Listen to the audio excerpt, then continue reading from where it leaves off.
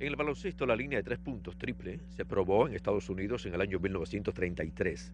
Sin embargo, no sería adoptada por la Asociación Americana de Baloncesto hasta el año 1968, llegando a la NBA en la temporada del año 1979-80. En el baloncesto, la Federación Internacional habría que esperar hasta el 1984 para que formara parte de su reglamento.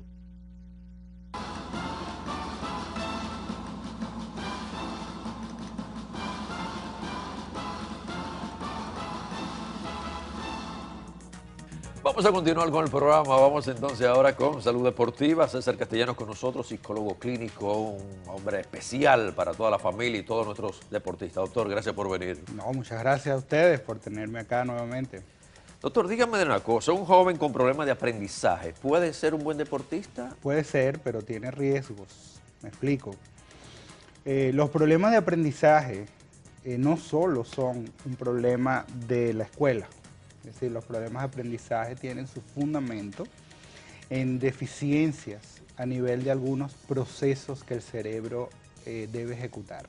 Por ejemplo, una función clave en el aprendizaje es lo que llamamos la capacidad de secuenciación. Un niño en la escuela que tiene un problema de lectoescritura, usualmente tiene un problema en la secuenciación y por ello no logra descifrar las letras para unir las palabras, para leer bien. Bueno, esta dificultad en la secuenciación tiene una expresión luego en los deportes, porque el acto deportivo implica secuencias de actos que ejecutan una función. Un bateador lleva una secuencia parado en el home que implica visualizar la mano del pitcher, estimar la velocidad de la bola y el movimiento de la bola, coordinar el quiebre de las muñecas, la cadera, las piernas para entonces ejecutar el impacto de la pelota con el bate. Pero un basquetbolista necesita estimar la distancia del aro, los pasos que tiene que dar y todo eso lleva una secuencia que el cerebro tiene que organizar de manera adecuada y eficiente. Cuando hay deficiencias mínimas, o sea, estamos hablando de segundos, microsegundos a veces, eso tiene una expresión en la cancha deportiva que a veces diferencia el sujeto altamente efectivo en ese deporte del que no lo es, aunque ambos tengan mucho talento, ¿no?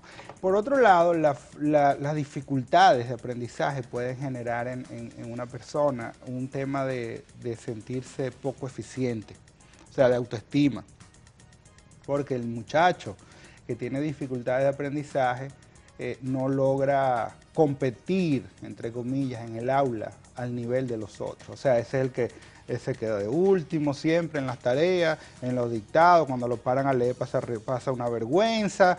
Entonces eso lesiona su autoestima y la autoestima es uno de los elementos fundamentales de un deportista. Si un deportista no se siente capaz, entonces no se arriesga, y el deportista que no se arriesga y no tiene coraje en la cancha, no tiene futuro. Bueno, vamos entonces a pedirle a los padres, ¿verdad?, que traten las cosas más suaves. Precisamente comenté al inicio del programa que muchos padres quieren poner a sus hijos en varias disciplinas deportivas, Sí. porque lo que ellos no lograron como padres quieren que los hijos lo sean. Entonces vienen las lesiones. Como profesional, doctor, ¿qué le podemos decir a esos padres que tienen a estos muchachitos ahí que lo están exprimiendo Sí. totalmente en el deporte? Sí. Es un fenómeno también que está vinculado con el hecho de que en la vida moderna uno no tiene con quién dejar los muchachos. Entonces, el lunes están en natación, el martes están en fútbol, el miércoles en béisbol, el jueves están en básquet, el viernes están... Entonces, cada vez que usted, digamos, usted está resolviendo un problema suyo, en el sentido de que su hijo está en un lugar, está cuidado, está haciendo algo productivo, está haciendo un deporte, pero los muchachos necesitan no solamente deportes. Los muchachos necesitan, aparte del deporte, que es un componente importante en la vida, necesitan otras cosas. E incluso el ocio es parte de la vida cotidiana. Entonces, claro, nos estamos resolviendo un problema nosotros, porque sabemos que el muchacho está cuidado y está haciendo algo productivo, entre comillas, pero genera fatiga extrema. Un muchacho que está todos los días haciendo actividades deportivas de ese tipo lo puede fatigar. Sí, puede estar un muchacho que esté en un desgaste físico innecesario, por un lado. Por otro lado, como bien mencionado, aumenta la exposición a las lesiones. aumenta la exposición, porque bueno, si está todos los días haciendo una actividad deportiva intensa y a veces variada, porque incluso el joven que todos los días está en una cancha de fútbol, por ejemplo, automatiza una serie de movimientos y eso lo previene de las lesiones un poco más. Pero el que está variando de deportes de un día a otro no tiene manera de hacer automáticos algunos movimientos porque está cambiando constantemente y eso lo expone más a errores en la cancha que pueden derivar en una lesión totalmente innecesaria. Pero además el joven, el muchacho necesita, además de los deportes, necesita un espacio en su casa, necesita ver televisión, necesita jugar con los vecinitos, necesita otras cosas. O sea, repito, yo sé que es un fenómeno y estoy perfectamente consciente de que uno dice, bueno, para que esté en la casa haciendo nada, mejor que esté jugando algún deporte en una cancha, ¿verdad? Y estoy muy de acuerdo con eso, pero balanceemos las cosas. Démosle espacio a los muchachos también para ser niños. También para ser niños, porque si el lunes tengo esto, el martes aquello, el miércoles lo otro, ¿en qué momento ese muchacho se va a poder comportar como un muchacho y no solamente como un prospecto deportivo, ¿no? Sé de jovencito, de niño que tiene muchas lesiones por esto, por esta presión de los padres. Sí. Doctor, ¿la agresividad se puede clasificar como una enfermedad? Bueno, la agresividad puede llegar a ser una enfermedad, o sea, puede llegar a ser un rasgo que llamamos violencia cuando se enferma, ¿no? O sea, necesitamos que un deportista sea agresivo, pero agresivo en este caso no significa violento. Hablamos, por ejemplo, de que un joven, una joven en la cancha deportiva necesita una buena dosis de agresividad para destacarse, es decir, necesita atacar su deporte con presteza y con coraje, con arrojo, ¿no? En la cancha no puede ser tímido, en la cancha no puede ser recatado, no puede ser... tienes que ser una persona que se lanza por el todo en ese momento.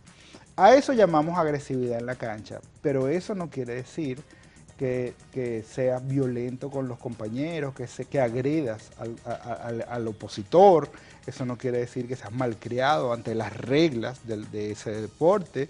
Es decir, tienes que saber acatar las normas, las reglas y las decisiones de los jueces en ese deporte. Entonces, buscamos en los deportistas jóvenes desarrollar esa agresividad en la cancha y a la vez buscamos enseñarles a controlar la violencia para que no se convierta en una enfermedad.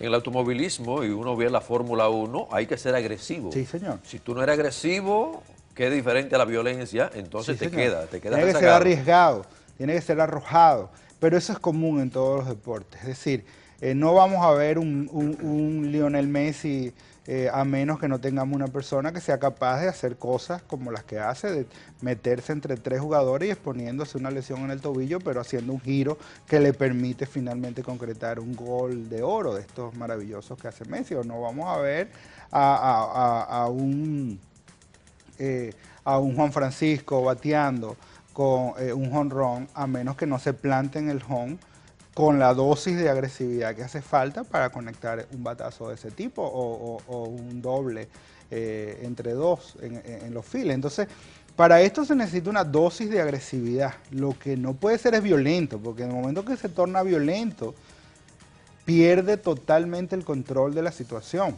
Entonces se vuelve reactivo, y al volverse reactivo en cualquier deporte, perdió.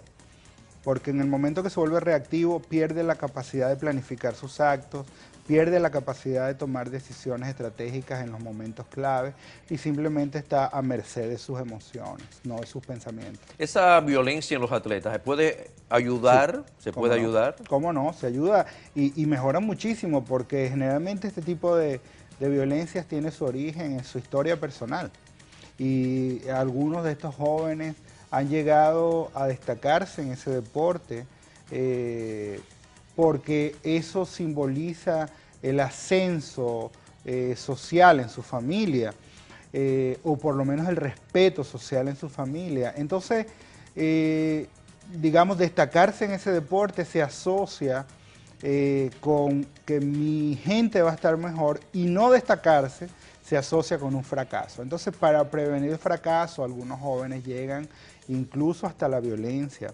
Y cuando ellos aprenden que es posible ser un mejor deportista sin ser violento, y cuando aprenden a que pueden tener esa dosis de fuerza y de arrojo en la cancha, en la pista, en donde estén ejecutando su deporte sin la violencia y aprenden a cómo manejarla, se vuelven tremendos prospectos y tremendos deportistas.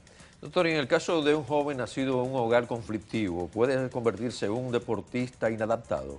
Sin duda alguna. Sí. Es decir, porque claro, el sujeto que está en la cancha, ejecutando su deporte, no es un sujeto que está aislado de su historia personal, es decir, ese es un sujeto que está, un corredor de Fórmula 1 que está teniendo un problema familiar, no está concentrado en la pista, no puede concentrarse por ejemplo, para un aceleramiento eficiente en la recta y para frenar adecuadamente en las curvas y hacer un rebase interno adecuado. O sea, tiene que tener toda su concentración en eso que está ocurriendo ahí y en las instrucciones que está recibiendo desde los pits.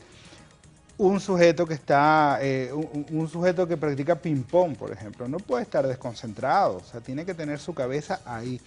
Es frecuente que vemos nosotros cuando trabajamos, nosotros trabajamos mayormente con muchachos de grandes ligas que están acá en los campamentos nacionales, pero es frecuente que observamos que cuando existe algún problema, por ejemplo, sentimental, que la novia que lo dejó o que la mamá tiene un problema con el papá y hay problemas de dinero y se están peleando, es frecuente observar que su performance en la cancha de juego se disminuye mucho. Entonces es importante comenzar a entrenarlo para separar una cosa de la otra, intentar que su mente pueda tener la capacidad de concentrarse en el evento de la cancha exclusivamente durante esos minutos que esté ahí para que eso no afecte en su vida. Entonces muchachos que vienen de una familia conflictiva, disfuncional, ya no estamos hablando de un evento que está ocurriendo, que lo está perturbando, estamos hablando de una historia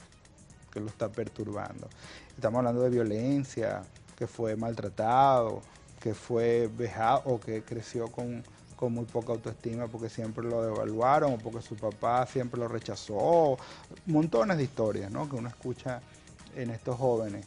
Incluso cuando hay estos temas de que el dinero está de por medio, entonces la familia está buscando ahora cómo es que va a obtener su tajada. Entonces el muchacho está ahí que entra como en un duelo de lealtades porque, bueno, si le doy más a este, aquel se pone bravo, si aquel no, eso lo pone en una situación que no duerme bien, que no entrena bien, que tiene la cabeza en otro sitio. Entonces eso le va a afectar en su ejecución sin duda alguna.